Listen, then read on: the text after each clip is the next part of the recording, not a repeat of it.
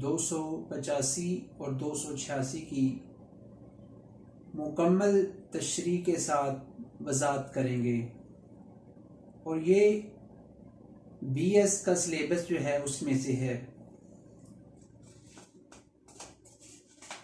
تو آئیے شروع کرتے ہیں۔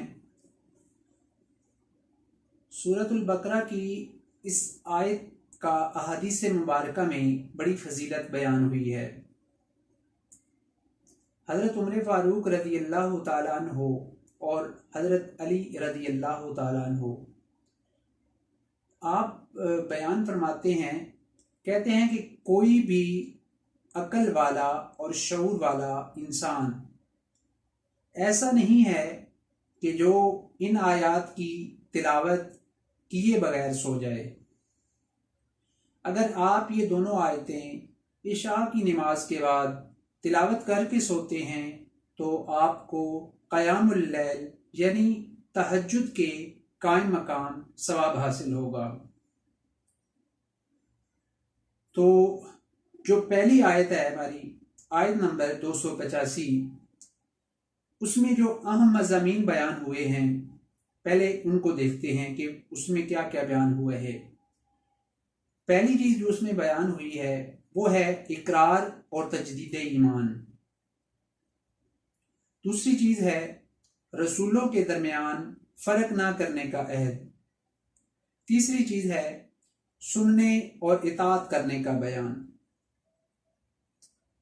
پھر ہے اللہ تعالیٰ سے مغفرت طلب کرنا،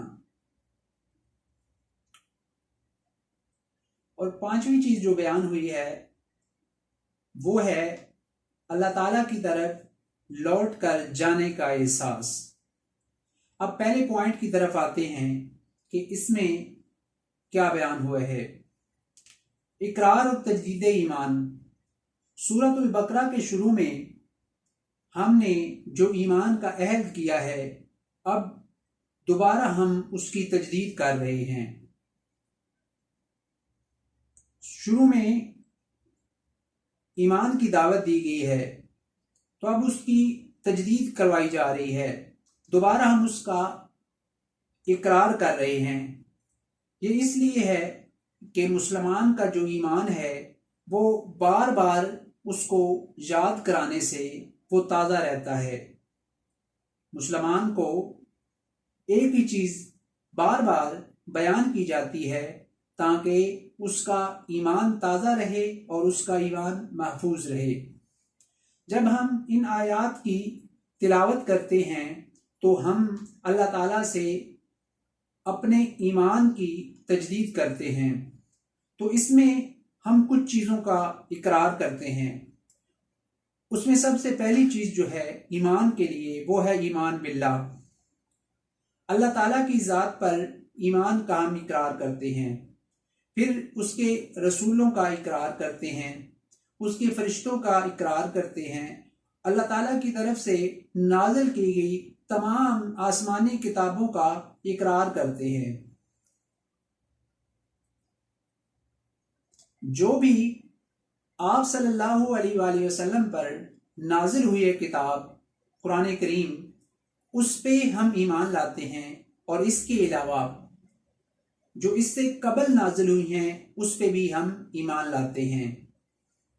ایمان باللہ سے مراد اللہ تعالیٰ کی ذات پر ایمان ہے، اس کی تمام صفات کے ساتھ اس کی ذات پر یقین رکھنا اور اس کی ذات کو تسلیم کرنا، اور اس کی وحدانیت میں اور اس کی صفات میں کسی کو شریک نہ ٹھہرانا، یہ ایمان باللہ ہے۔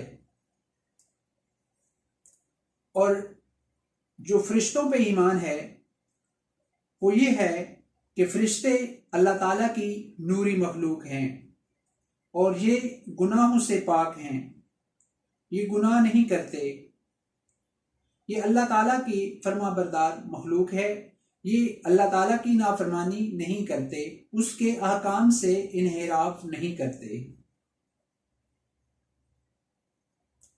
اور ایمان بالکتب یہ ہے کہ اللہ تعالیٰ نے انسانیت کی ہدایت کے لیے جو کتابیں نازل فرمائی ہیں، جو صحائف نازل فرمائے ہیں، تورات، زبور اور انجیل نازل فرمائی ہے، اور قرآن کریم میں جو معروف کتابیں ہیں جو اللہ تعالیٰ نے نازل فرمائی ہیں ان کا بیان ہوا ہے۔ اور ان کے علاوہ جو صحیفے نازل ہوئے ہیں، یعنی حضرت ابراہیم علیہ السلام پر نازل کیے گئے صحیفوں کا ذکر وہ خود قرآن کریم میں موجود ہے۔ ان تمام چیزوں پر، ان تمام کتابوں پر، تمام صحیفوں پر ایمان لانا ہمارے ایمان کا حصہ ہے۔ اگر ہم ان پہ ایمان نہیں لاتے تو ہم ایمان دار کہلانے کے لائق نہیں ہیں۔ اسی طرح تمام رسولوں پر، نبی کریم صلی اللہ علیہ وآلہ وسلم پر بھی ایمان لانا، اور اس سے قبل جتنے انبیاء اکرام ہیں سب پر ایمان لانا ہمارے لیے ضروری ہے۔ پھر دوسرا پوائنٹ یہ ہے کہ رسولوں کے درمیان فرق نہ کرنا۔ رسالت پر ایمان کے سلسلے میں حضور اکرم صلی اللہ علیہ وآلہ وسلم اور اہل ایمان کا یہ طرز بھی ہے کہ تمام انبیاء کرام پر ایمان رکھتے ہیں۔ اس سلسلے میں کسی قسم کی تفریق کو روا نہیں رکھتے۔ یہودی جو ہیں وہ حضرت عیسیٰ علیہ السلام اور حضور اکرم صلی اللہ علیہ وآلہ وسلم کی نبوت کا انکار کرتے ہیں۔ اسی طرح عیسائی جناب سید القونین صلی اللہ علیہ وآلہ وسلم کی نبوت کا انکار کرتے ہیں۔ لیکن اہل اسلام کا یہ طرز اور طریقہ ہے کہ وہ کم و بیش 1,24,000 تمام انبیاء کرام پر ایمان رکھتے ہیں۔ یہود و نصارہ کی یہ تفریق جو وہ کرتے ہیں مسلمان اس طرح نہیں کرتے، بلکہ یہ تمام کے تمام انبیاء کرام پر ایمان رکھتے ہیں اور مکمل ایمان رکھتے ہیں۔ اس کے بعد تیسرا پوائنٹ جو بیان ہوا ہے وہ ہے سننے اور اطاعت کرنے کا عہد۔ اسلام میں سننا اور اس پہ ماننا، اس کی اطاعت کرنا یہ سب سے اہم ہے۔ یہودی سننے اور نافرمانی کا عہد کرتے ہیں، وہ کہتے ہیں سمعنا و عصینا، ہم نے سنا اس لیے کہ ہم نافرمانی کریں۔ جب وہ سنتے تھے، اللہ تعالیٰ کے احکامات کو سنتے تھے، تو پھر وہ دل ہی دل میں یہ کہتے تھے کہ ہم نے سن لیا، اب ہم اس کی نافرمانی کریں گے۔ لیکن مسلمان کا یہ شیوا اور یہ طریقہ نہیں ہے، بلکہ مسلمان کہتا ہے سمینا و اطعنا، کہ میں نے سنا اور میں اس پہ ایمان لایا، میں اس کو سمجھ کے اس کی پیروی کروں گا، اس کی اطاعت کروں گا، اپنی پوری کوشش کروں گا